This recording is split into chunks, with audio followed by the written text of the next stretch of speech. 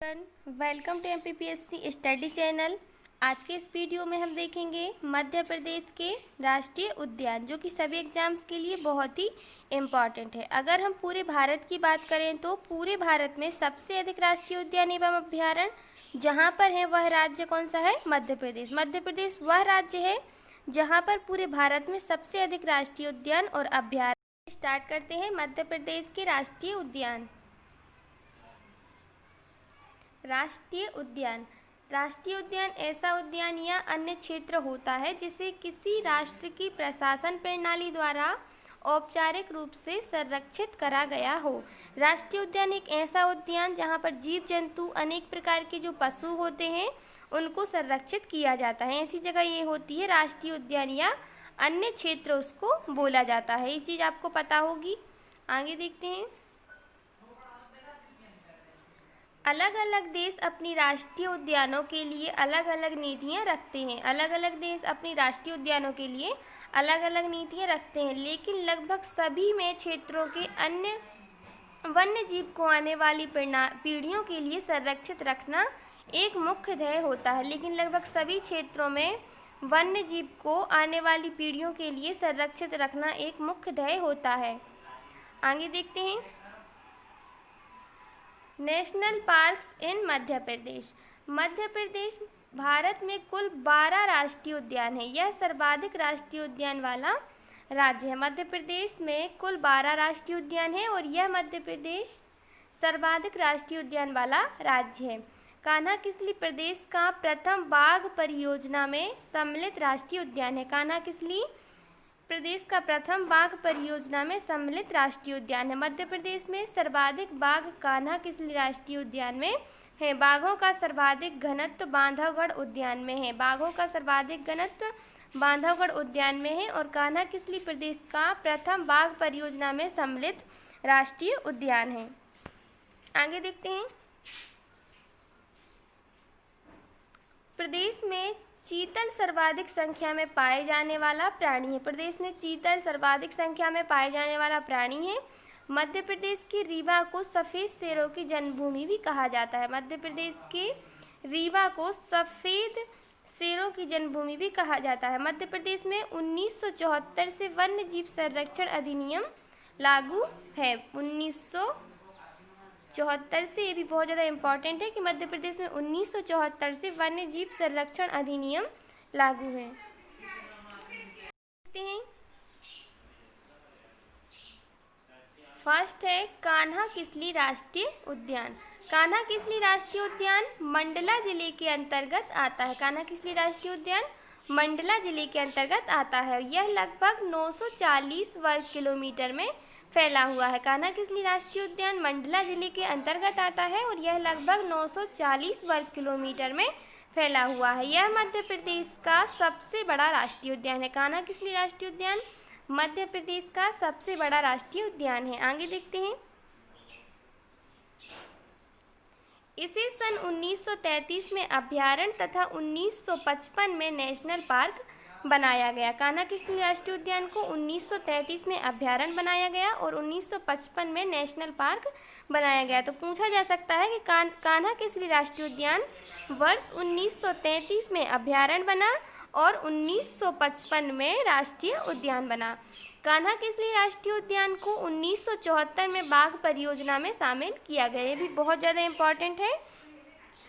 Tiger project 1973 में लाया गया था। टाइगर प्रोजेक्ट कब लाया गया था? 1973 में लाया गया था भारत में। 1973 में लाया गया था। श्रीमती इंदिरा गांधी के काल में से लाया गया था। तो पूछा जा सकता है कि मध्य प्रदेश का सबसे पहला टाइगर प्रोजेक्ट कौन सा था? तो वो था कान्हा किसली। 1974 में मध्य प्रदेश में इसे बनाया गया था टाइगर प्रोजेक्ट। 1974 में मध्य प्रदेश में से टाइगर प्रोजेक्ट बनाया गया था और भारत में 1973 में आया था इंदिरा गांधी के काल में। ये भी बहुत ज़्यादा इम्पॉर्टेंट है। आगे देखते हैं। यहाँ पर हालो घाटी तथा बंजर घाटी प्रमुख दर्शनीय स्थल हैं।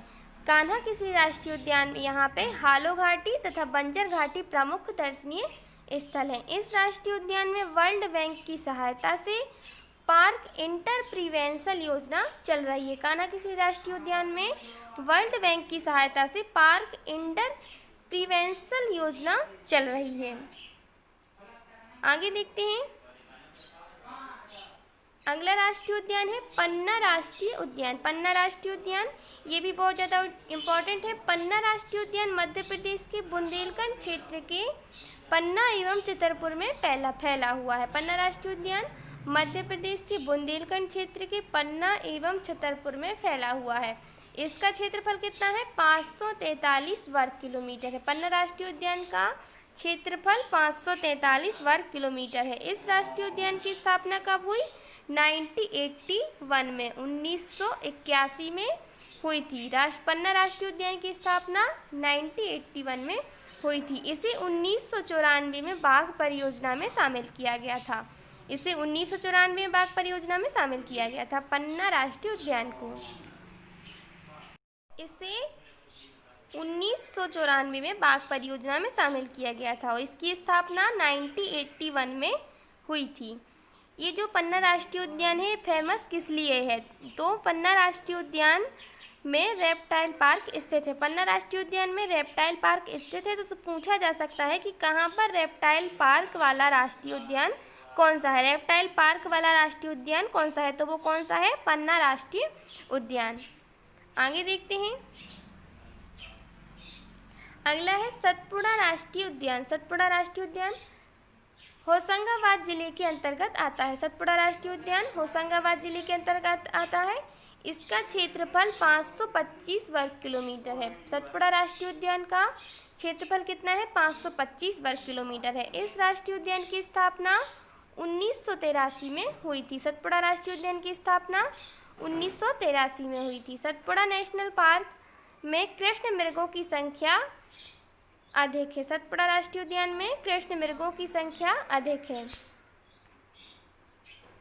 देखते हैं, अगला राष्ट्रीय उद्यान है बांधवगढ़ राष्ट्रीय उद्यान। बांधवगढ़ राष्ट्रीय उद्यान उमरिया जिले में स्थित है। बांधवगढ़ राष्ट्रीय उद्यान उमरिया जिले में स्थित है। इसका क्षेत्रफल लगभग 437 वर्ग किलोमीटर है।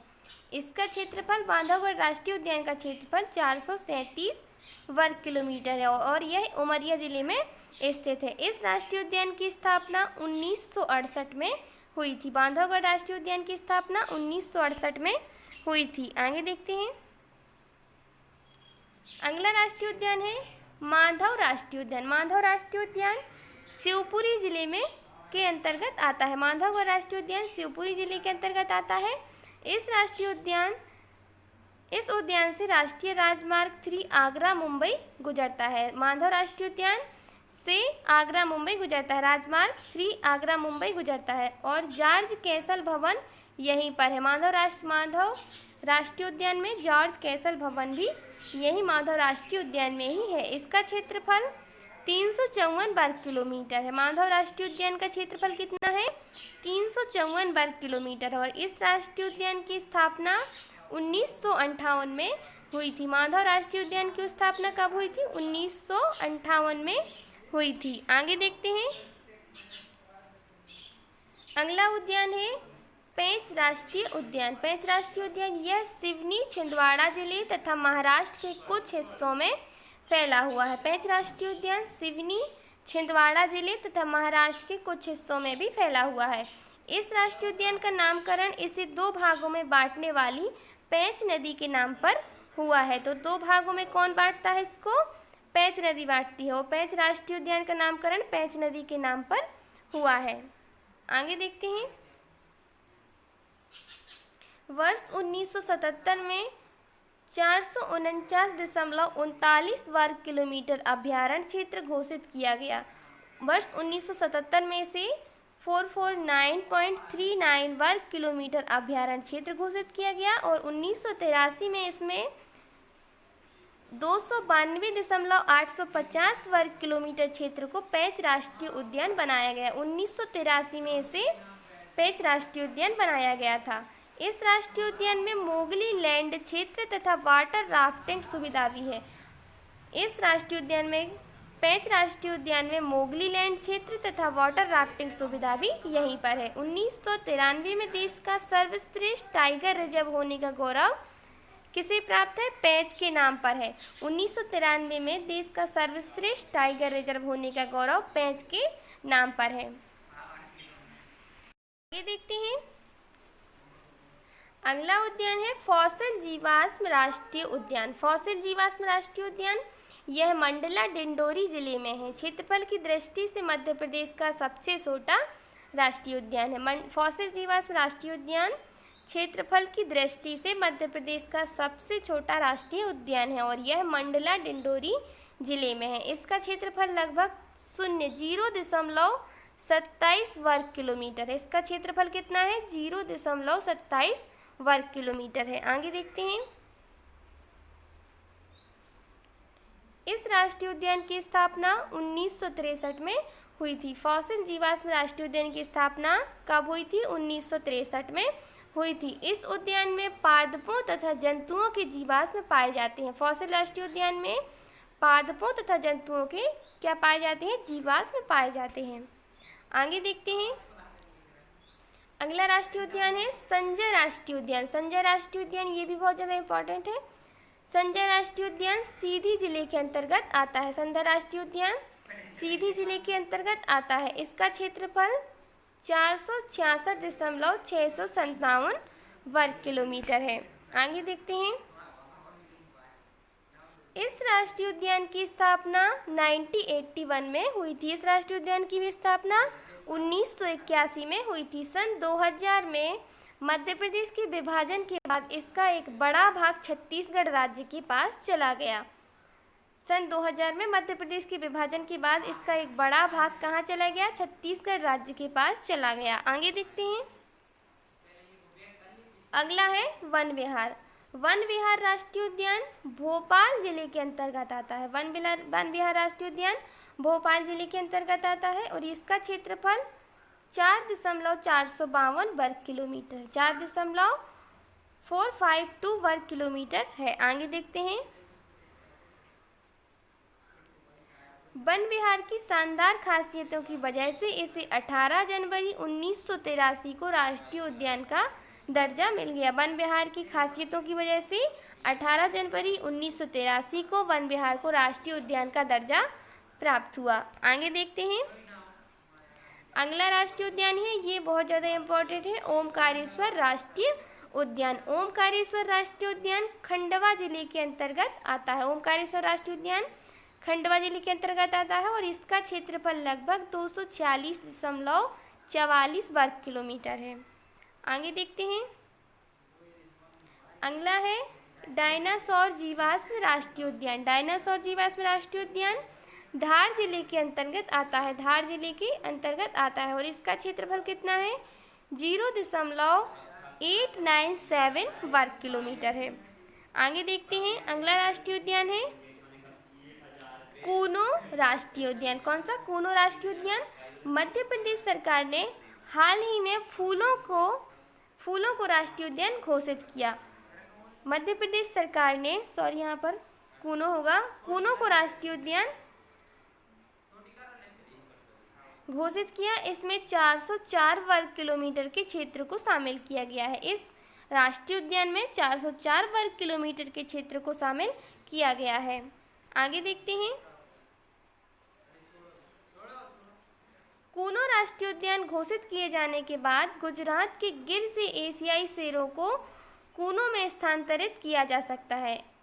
एशियाई शेरों को कूनो में स्थानांतरित किया जा सकता है। राष्ट्रीय उद्यान बनाए जाने से पहले कूनो एक वन्यजीव अभयारण्य था। राष्ट्रीय उद्यान बनाए जाने से पहले कूनो क्या था? एक वन्यजीव अभयारण्य था और इसे पालपुर कूनो वन्यजीव अभयारण्य भी कहा जाता है। कूनो राष्ट्रीय उद्यान को पालपुर कूनो वन्यजीव अभयारण्य भी कहा जाता है। आगे देखते हैं,